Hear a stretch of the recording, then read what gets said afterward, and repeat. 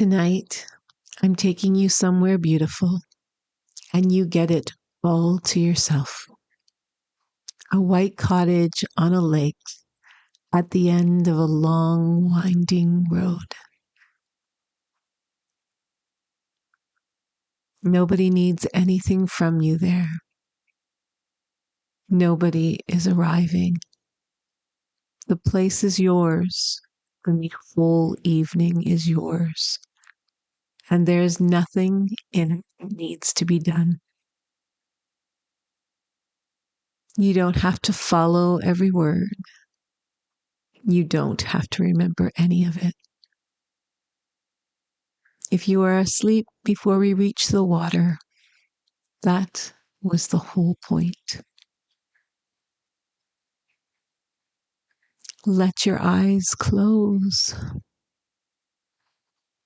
Take one breath in and let it go slowly.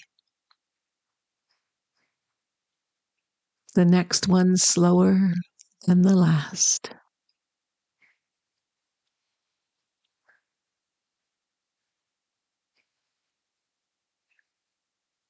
Let your jaw loosen. Let your teeth stop touching.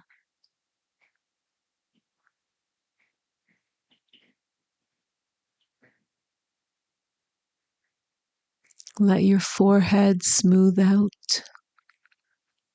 Let the space between your eyebrows go quiet.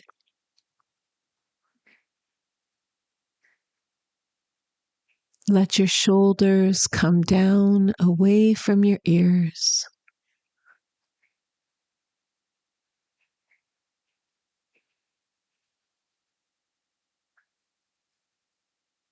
Let the bed take the weight of your heads. All of it.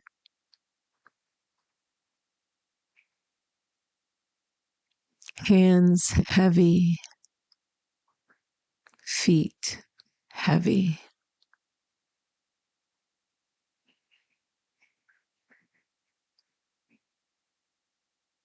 There is a road that leaves the highway and climbs, and then turns, and then keeps turning. You are on it, and there is no hurry anywhere. Both windows are down. The air is in the car coming in. It is warm on one side and cool on the other, where the trees lean over. Hayfields 2 days ago still smells so sweet. Queen Anne's lace along the ditches, standing in white, as tall as the fence post. Wild roses gone over to hips, red in the green. The light is doing that late afternoon thing where everything looks a little more golden than it has a right to. The road turns again, and through a gap in the birches you see it. Water. One flash of it, blue and silver at the same time.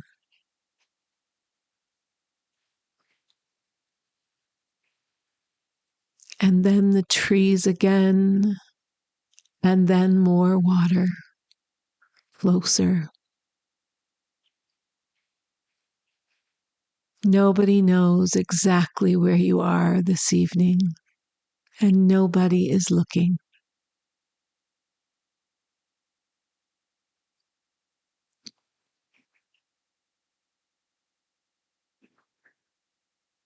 The last stretch is soft dirt with grass down the middle of it and maples meeting overhead. So you drive through a long green tunnel with sunlight coming through in coins. Then the trees open once.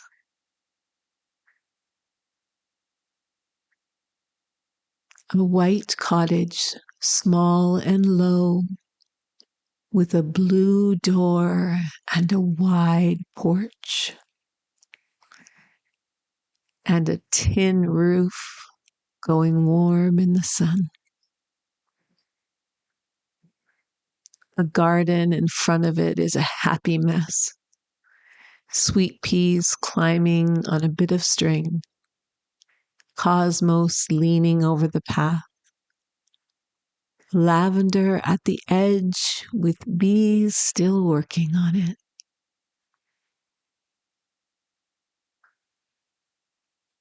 And behind the cottage, the lake. Wide and blue and completely still.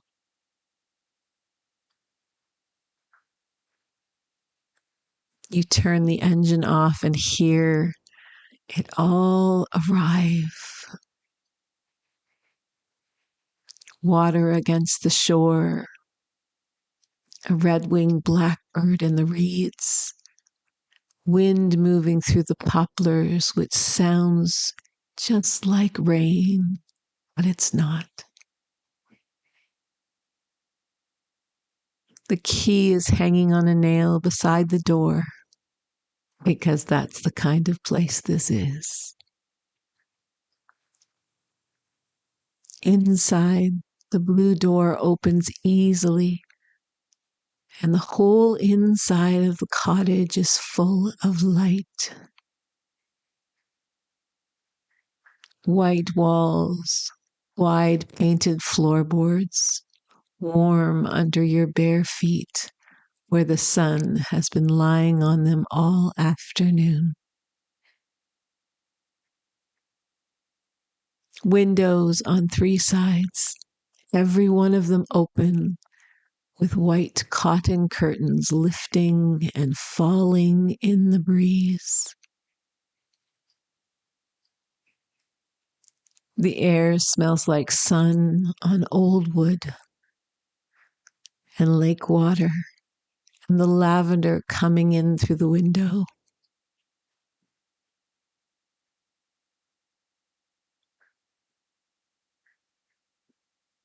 There is a long table with a jug of cosmos and daisies somebody picked fresh this morning.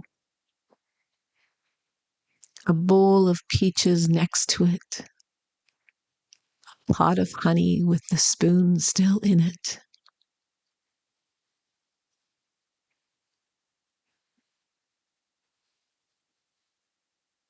You put your bag down and you do not unpack. You just let it rest.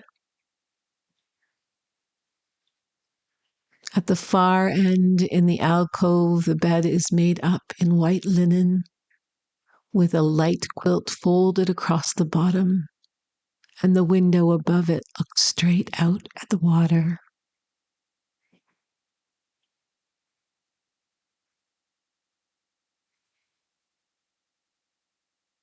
You take a peach from the bowl. It is warm from sitting in the sun and a bit heavier than it looks.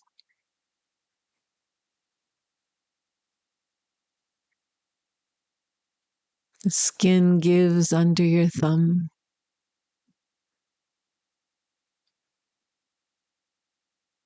You taste the peach standing at the open window, looking at the lake.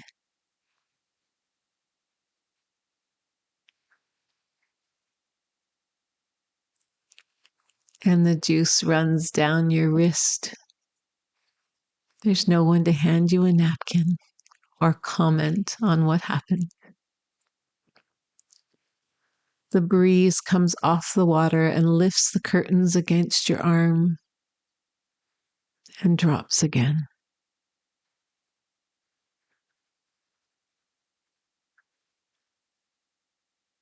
No one is waiting on your answer for anything.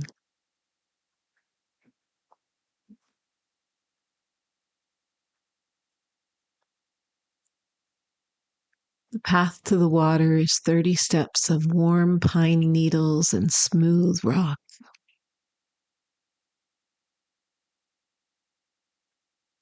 The dock is old cedar, silvered on the top, wide enough to lie on. And it has been in the sun since 7 this morning. You can feel that heat come up through your feet with every step. You sit down at the end of it and put your legs over the side. The water is clear enough to see the sand going out and down and the light on the bottom moving in bright dots.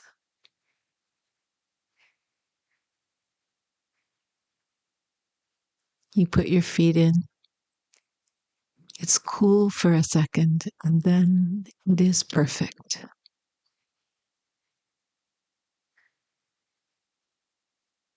Small water knocking against the crib of the dock, out of time with itself.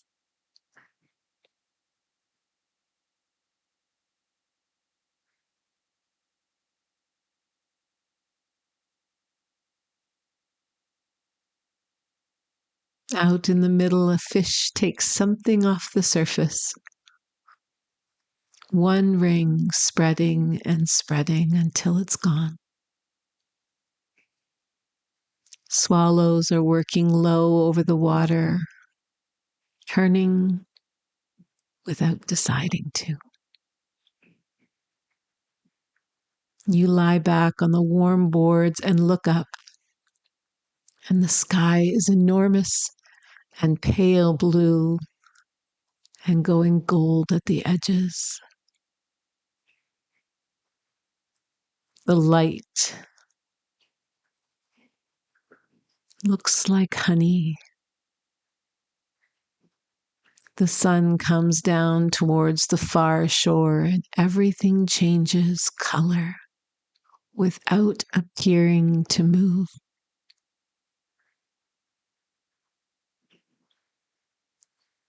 The water goes from blue to gold to a kind of pink that only lasts a few minutes.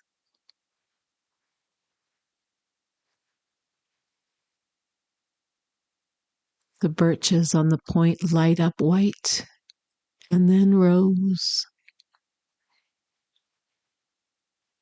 The wind quits completely, the way it does at this hour, and the lake goes flat and holds the whole sky upside down.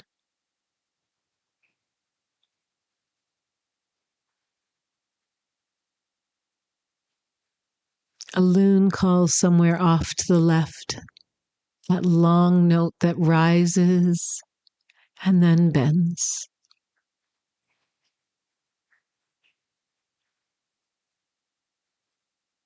And an answer so far out, it's more of an idea than a sound. You walk back up the warm path in the last of the light with your hair full of lake air.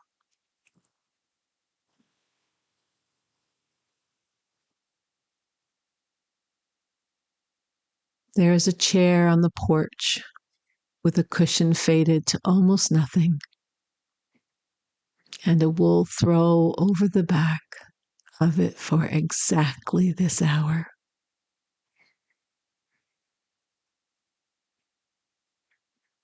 You make a tea in a mug and you put honey in it and you sit down, embracing the mug with both hands. Steam on your face, warmth through your palms. The first star comes up over the far shore. Then two more quietly while you were not looking.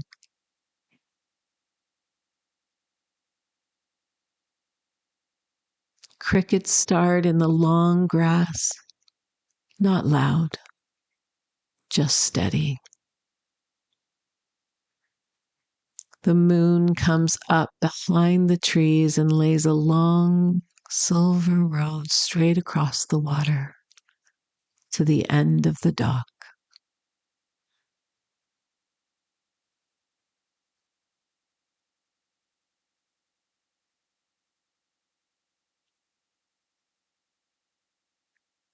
The bed in the alcove is cool linen, and the window above it is wide open.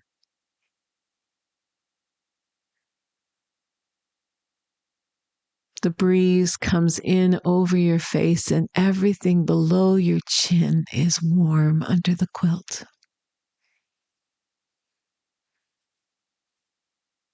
The curtain lifts and settles and lifts again.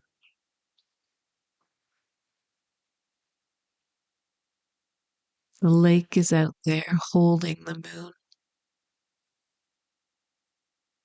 doing that all night, whether you watch or not.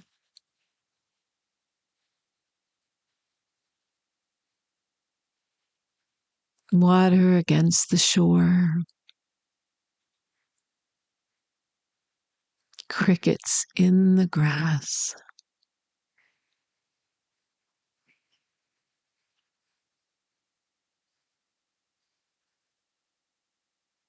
Nothing is expected of you before the morning, and not much then.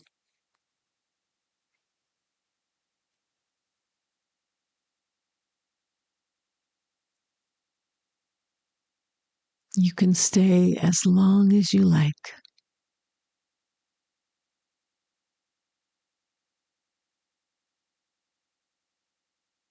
Good night.